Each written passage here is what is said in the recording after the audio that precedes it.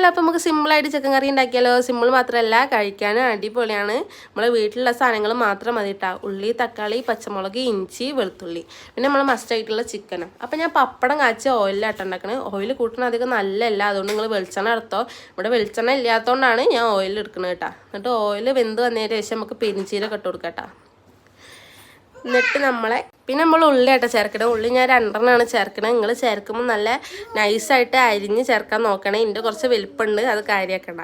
പിന്നെ അതിൻ്റെ ഇടയിൽ കൂടെ ഞാൻ ഉപ്പിട്ടിട്ടുണ്ട്. ഉപ്പിടാൻ നിങ്ങൾ മറക്കരുത്, നിങ്ങളെ കാണിക്കാൻ ഞാൻ മറന്നതാട്ടാ. എന്നിട്ട് നന്നായിട്ട് ഇളക്കാനൊന്നും ഒരു മടിയും കാണിക്കണ്ട. പിന്നെ നമുക്ക് ഇഞ്ചി വെളുത്തുള്ളി പേസ്റ്റ് ഇട്ട് കൊടുക്കട്ടാ. നിങ്ങൾക്ക് പേസ്റ്റ് വേണമെങ്കിൽ അങ്ങനെ ചേർക്കാം. ഞാനിതാ ചതച്ചിട്ട് കൊടുത്തിട്ടുള്ളൂ. സിമ്പിളായതുകൊണ്ട് സിമ്പിളാക്കിയതാണ്, അല്ലാതെ മടി ആയതുകൊണ്ടല്ല കേട്ടോ. എന്നിട്ട് നമുക്ക് പച്ചമുളക് ഇടാം. പച്ചമുളക് ഞാൻ 1 ചേർക്കണുള്ളൂ, നമ്മൾ ഇച്ചാപ്പൂനൊക്കെ കൂട്ടാനുള്ളതായതുകൊണ്ട്. പിന്നെ നിങ്ങൾക്ക് എരിവിനനുസരിച്ച് എത്ര വേണമെങ്കിലും ഇടട്ടാ. എന്നിട്ട് നന്നായി ഇളക്കിയതിന് ശേഷം വെന്തതിന് ശേഷം നമുക്ക് തക്കാളി ഇടണം.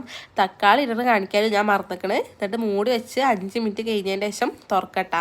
തുറക്കുമ്പോൾ തക്കാളിയൊക്കെ നല്ല വെന്ത് ഉടഞ്ഞിട്ടുണ്ടാവും. എന്നിട്ടാണ് നമുക്ക് പൊടിയാൾ ഇടുന്നത്. നമുക്ക് മുളകും പൊടി ഇടാം. മുളകും പൊടി അധികം കളറില്ലാത്തതുകൊണ്ടാണ് ഞാൻ കാശ്മീരി മുളക് പൊടി ചേർക്കുന്നത്. ഇതൊക്കെ അത് നിർബന്ധമില്ല കേട്ടോ. പിന്നെ മഞ്ഞൾപ്പൊടി, മല്ലിപ്പൊടി ഞാൻ 2 സ്പൂൺ ഇടുന്നുണ്ട്. പൊടികളൊക്കെ നല്ല വെന്ത് വന്നതിന് ശേഷം നമുക്ക് ചിക്കൻ ഇട്ട് കൊടുക്കാം. ചിക്കൻ ഇട്ട് കൊടുത്തിട്ട് നന്നായിട്ടാണ് ഇളക്കി യോജിപ്പിക്കണേ. നന്നായിട്ട് ഇളക്കണേ. എന്നിട്ട് ഞാൻ വെള്ളം ചേർക്കണില്ല കേട്ടോ. കുറച്ച് ഓയിൽ മാത്രം ഒഴിച്ചിട്ടാണ് ഉണ്ടാക്കുന്നത്. വെള്ളം ചേർക്കണില്ല.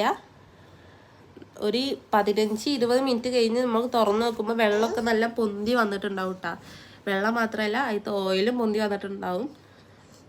എന്നിട്ട് നന്നായിട്ട് ഇളക്കുക. എന്നിട്ട് കറിയൊക്കെ നന്നായിട്ട് ഇളക്കി നോക്കുക. ഇളക്കി നോക്കിയിട്ട് വെന്തിട്ടില്ല, പിന്നെ നമ്മളെ കറിയൊക്കെ ഇളക്കി നോക്കി വെന്തിട്ടില്ല എന്നുണ്ടെങ്കിൽ ഒന്നും കൂടി മൂടി വെച്ച് നന്നായിട്ട് വേവിക്കട്ടാ. നിങ്ങൾക്ക് വെള്ളം ചേർക്കണമെങ്കിൽ ചേർക്കാം. എനിക്ക് വെള്ളം ചേർക്കാതെ ഉണ്ടാക്കണം എന്നുള്ളതുകൊണ്ടാണ് ഞാൻ ഇങ്ങനെ ഉണ്ടാക്കിയത് കേട്ടാ.